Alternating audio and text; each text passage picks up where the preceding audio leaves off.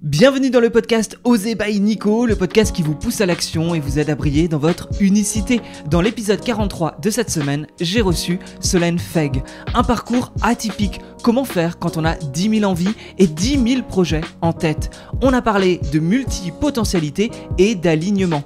Et justement, dans cet extrait, Solène nous parle d'un livre afin de s'organiser et d'être plus efficace dans notre vie. Tu en as parlé dans l'un de tes podcasts, un livre que tu aimes beaucoup, qui t'a marqué, c'est One Thing. The One Thing, yeah. The One Thing, avec le bel accent.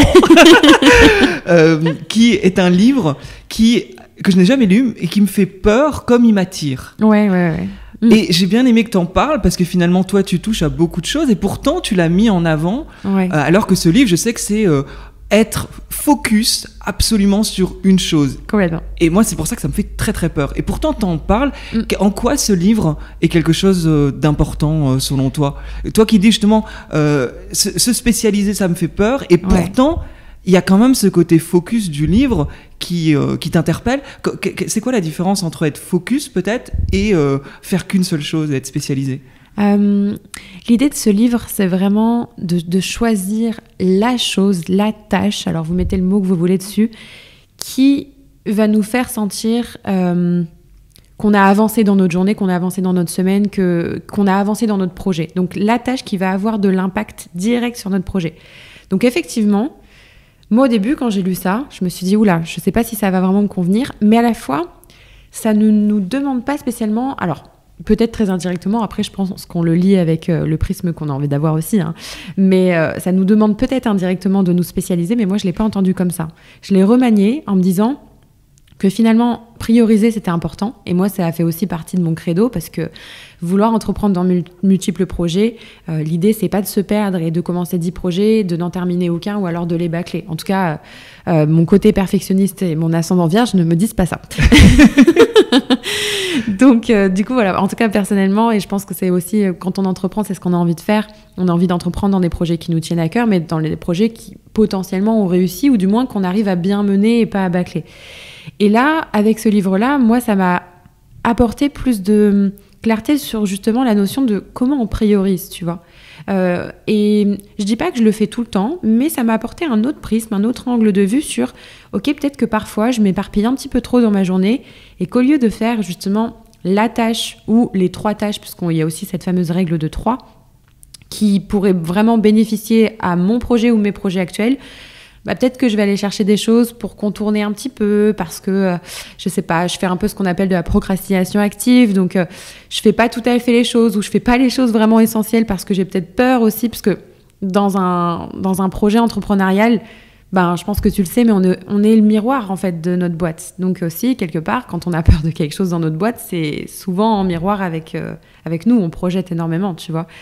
Donc ça, il faut en être conscient. Et moi, je sais que je connais aussi un petit peu mes mécanismes. C'est aussi à ça que les outils de connaissance de soi nous servent, plutôt qu'ils nous desservent. C'est de reconnaître un peu aussi quand parfois on fait des détours, qu'on n'a pas envie d'aller voir certaines choses, etc.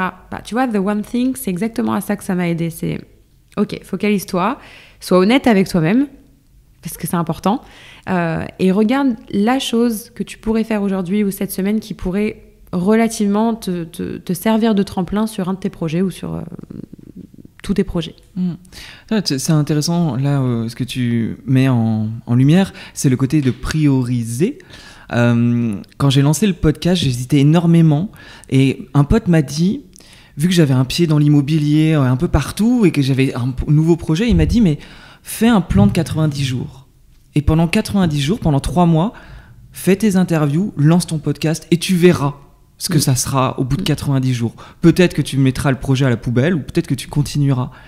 En fait, je pensais pas qu'en 3 mois, il pouvait se passer autant de choses. Ah oui. Et en fait, il y a une sorte de focus, mine de rien. Ouais, clairement. Mais sur une courte durée, ce qui faisait que j'avais pas l'impression de me spécialiser dans, attention, ma vie désormais, ce sera du podcast pour toujours. Tu vois. Exactement. Et se laisser le choix peut-être à un moment donné. Ouais, complètement. Et en fait, pour moi, tu as tout dit. Alors, je pense qu'effectivement, il y a différentes méthodes. C'est pour ça que moi, j'aime pas prôner c'est la méthode, c'est celle qu'il vous faut, etc. Parce que ça fait un peu gourou. Mais plutôt moi, je suis plutôt partisane de tester.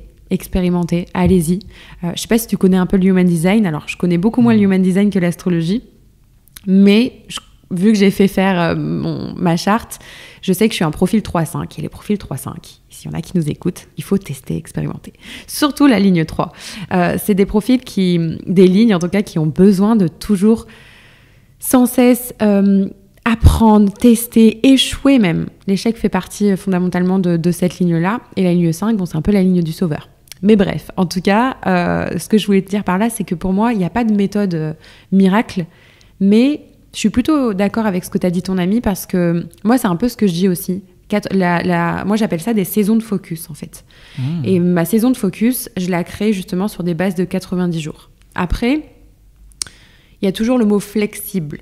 Créer une saison de focus flexible. Pourquoi ? Parce qu'en 90 jours, il peut se passer beaucoup de choses et on n'est jamais à l'abri, même si on touche du bois, d'un accident, d'un problème de santé ou de quelque chose qui se passe autour de nous qui fait qu'on va devoir se réadapter. Donc, pour moi, c'est aussi la faculté de ces profils-là, mais il faut quand même en prendre conscience, de se dire « Ok, je pars sur 90 jours, je planifie ça, c'est chouette, ça me donne une vision, mais il faut aussi...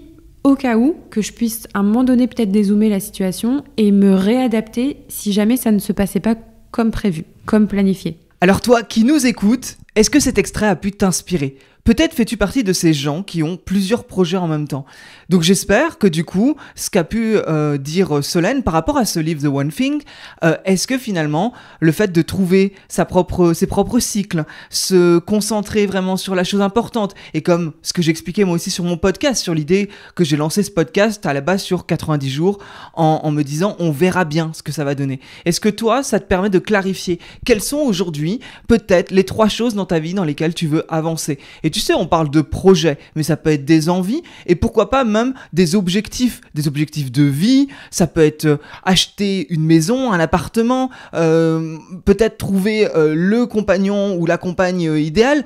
Tu vois, c'est finalement aujourd'hui, où est-ce que tu vas mettre tes priorités ? Là, si tu devais peut-être en trouver 3, quelles sont les 3 choses sur lesquelles tu veux mettre ta plus grande intention pour atteindre cet objectif ? Et peut-être te dire, ok, je me prends 90 jours pour du coup déployer toutes mes forces pour atteindre cet objectif, en tout cas pour allouer de l'énergie vers cet objectif. Je trouve que c'est un concept assez intéressant. Moi, au final, les 90 jours sur le podcast, ça se transforme en une année entière. Et c'est vrai que l'organisation est extrêmement importante, parce que pour l'instant je m'occupe de tout, que ce soit de trouver les invités, de les contacter, de faire les tournages, de faire les montages, de faire les extraits pour Instagram, de faire les extraits là pour justement quand au-delà de l'épisode, plus les vidéos YouTube. Autant te dire que c'est du boulot en plus de mon travail de journaliste. Et à côté de ça, tu vois, aujourd'hui j'ai bien vu où est finalement mon cycle, là où j'ai envie de mettre toute mon énergie. Et à côté de ça, je me forme aussi. Là, par exemple, je fais une formation de productivité parce que ça me semble une évidence pour moi actuellement de continuer à progresser, parce que je sens que je suis vraiment pas au top du top de ce point de vue-là. Donc, c'est vrai que là, la conversation avec Solène m'a permis de conscientiser certaines choses. Le livre, j'ai pas choisi forcément de lire ce livre, en tout cas pour m'aider à aller plus loin, mais j'ai choisi de me former. Et c'est ça aussi qui est important dans la vie, tu vois, c'est que si tu sens que tu as un blocage ou que tu sais pas trop comment le faire par toi-même, va trouver des personnes qui t'inspirent et qui vont être des experts dans leur domaine et t'aider à atteindre un but. Donc là, moi, je vais aussi mettre de l'énergie, en tout cas dans les 3 prochains mois, à gagner en clarté et en organisation, enfin, tu as compris l'idée, afin d'être plus fluide dans ma vie, parce que là, ça manque un peu de fluidité, je ne te le cache pas, je me sens sous l'eau, et justement, c'est comment je fais pour mettre plus de clarté là-dessus et d'organisation. Donc c'est parti, on bosse, on y va, c'est comme ça, c'est cette évolution de la vie qui est là. Bref, allez, j'arrête de m'éparpiller.